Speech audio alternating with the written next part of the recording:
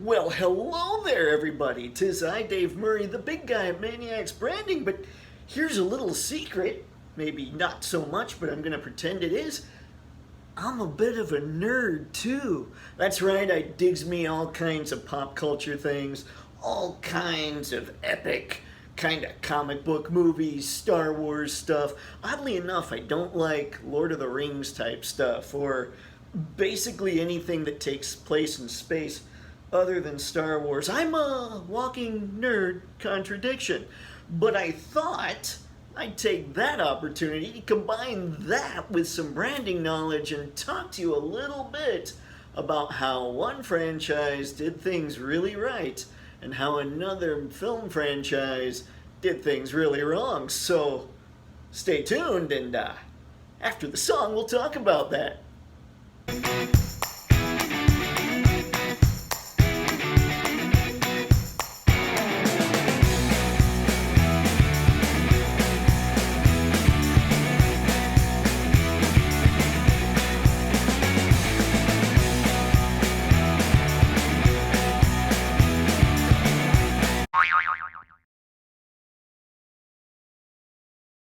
So, be honest with yourselves. Be honest, most importantly, with me.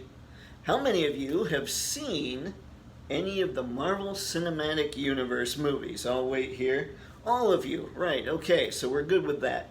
Now, how many of you really got into it early and just kept watching until Endgame ended up becoming one of the highest grossing films of all time in just a pure dollar amount sense? I think there are some that, if you adjust for inflation, there's still a few that have Endgame beat, but let's be honest, Endgame was a huge pop culture deal for all of us. So go ahead, I'll wait for that too. Man, I really need to get a battery for this thing. Anybody? Anybody? Bueller? Okay, so we've established that a lot of people started watching the MCU movies early on, went all the way through Endgame, and I'll bet are even gonna keep going when all these new movies start coming out.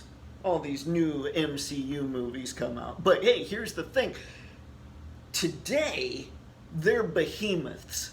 They're juggernauts. They're enormous. You almost expect when an MCU movie comes out for it to make $1 billion. It could sneeze and make $1 billion. That's almost the expectation of these movies these days.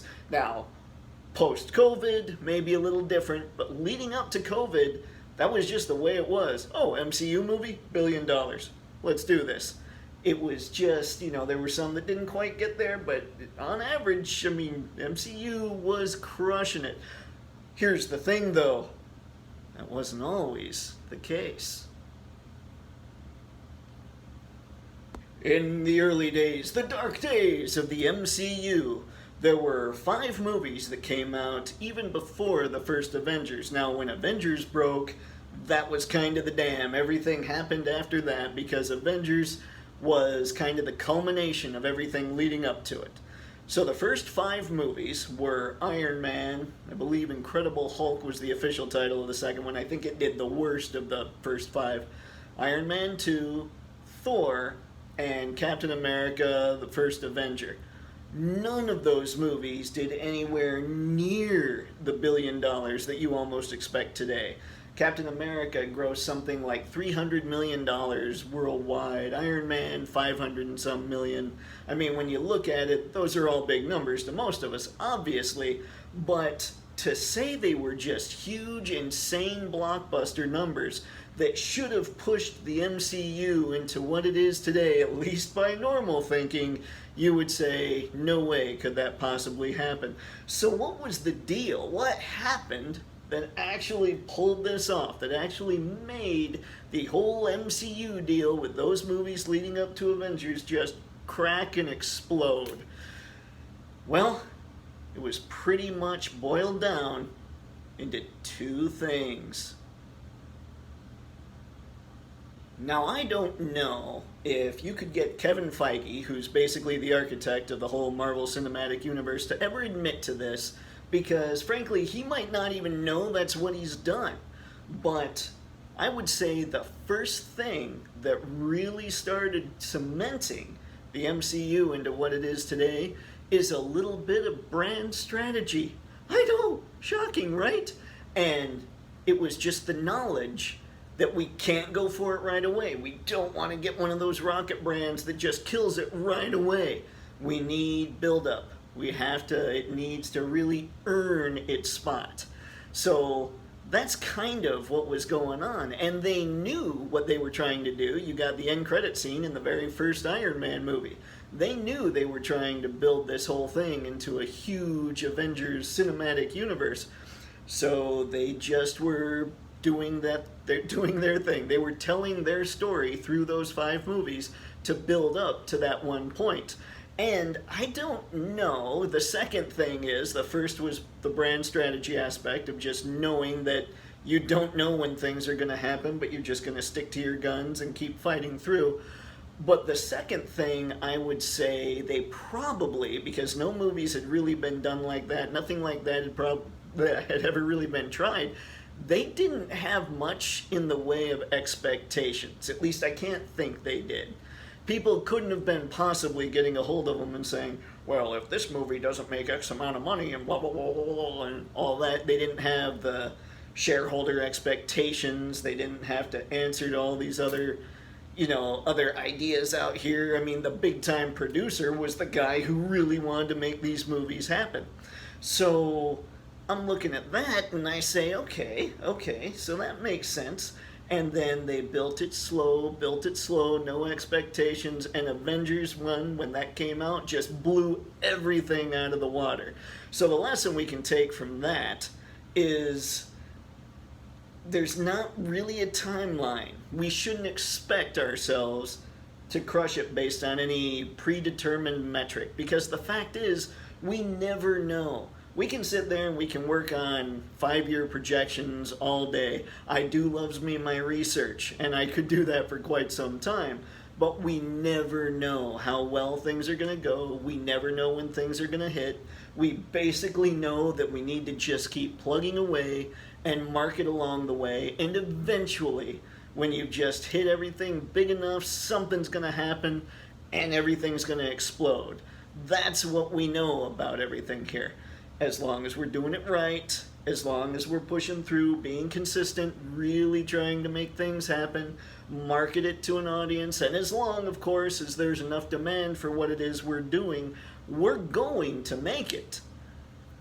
But once we set expectations for ourselves and a timeline, then we start to blow it. We start to fail. So I encourage everybody, just go out there, if you're an entrepreneur, all that, go out there, find a gig, make some money along the way, and then once your thing explodes, you're good. Now you can get rid of the gig if you need to, if you don't enjoy what you're doing, and really focus on what it is that you've been powering through for forever. So, what's the other pop culture example I was going to talk about? Well, here it comes. So let's contrast that MCU analogy with the DC expanded universe. They started out with Man of Steel, a Superman film that they expected, remember, watch those expectations, they expected this thing to be a $1 billion movie. Didn't come close. It was still, I believe, a little profitable, but not much. It wasn't very successful. Some of that is based on the fact that the Superman that was in that movie isn't the Superman that so many people grew up with. And that's just studio interference, people not understanding the character, that kind of thing. But even so, they still were building it kind of at the beginning like the MCU was doing it. The second movie, they put Batman and Superman in the same movie. Right away, you realize they're trying to play catch-up with the MCU.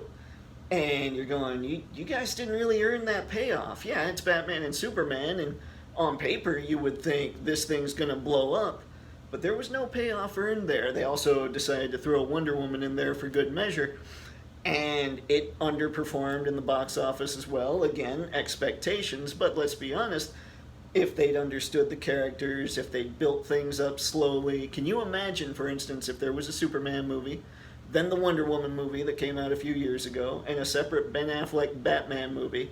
If they had just done those three movies, maybe a couple others, threw in some other characters, and then fired off the Justice League, how much better that expanded universe would have been. But no, they went first Man of Steel, then Batman v Superman, and then Justice League. And suddenly they were introducing just tons of new characters in that third movie that we hadn't gotten to know yet, because they had expectations to catch Marvel. They were trying to play catch up. They didn't really think about the payoff. They had financial expectations. All these things that the stockholders and all these shareholders needed to have happen for them, for their bottom line. They decided they needed to start doing things at a rapid pace. Where I swear, had they just followed the whole Marvel Cinematic Universe formula, they would be in the same spot today that Marvel is in. But alas, no. Even though the formula was there, even though everything was right there for us to just follow to a T, we thought we'd do things our own way and please everybody and make billions of dollars right away. It's not how it happens, folks. Don't be a DCEU person, behind the scenes. Probably shouldn't be one of those writers either. None of them really understood any of the characters. Yeah, anyway, that's my little bit of pop culture, brand strategy, knowledge, all kinds of craziness wrapped into one. Just fired for you, fired your way, all kinds of stuff. Party on, have a good time. Take that, run with it, understand that timelines are all fungible and that you need to lower your expectations. You just need to keep going with what you're doing, and it'll eventually hit as long as there's a big enough market for it and you're smart enough to market along the way as well. So that's all I got, folks. Don't be DC. Don't just come out the gate swinging and think you're going to be a billionaire. It's not how it works. Unless you have something that, the whole world's never seen, that the whole world needs. But let's face it, most of us, including Mayniax Branding, are Me Too brands, and that's just not how it works. Whew! That was a lot of talking. Weird sauce. So if you dug this pop culture breakdown and you're kind of starting to understand brand strategy a little better, and maybe you want to build your own brand, head over to patreon.com where I'm teaching you how to build your own brand for $10 a month. Good for me, good for you, lets me get the whole message out to the world that entrepreneurs are the key to making it a happier, better place.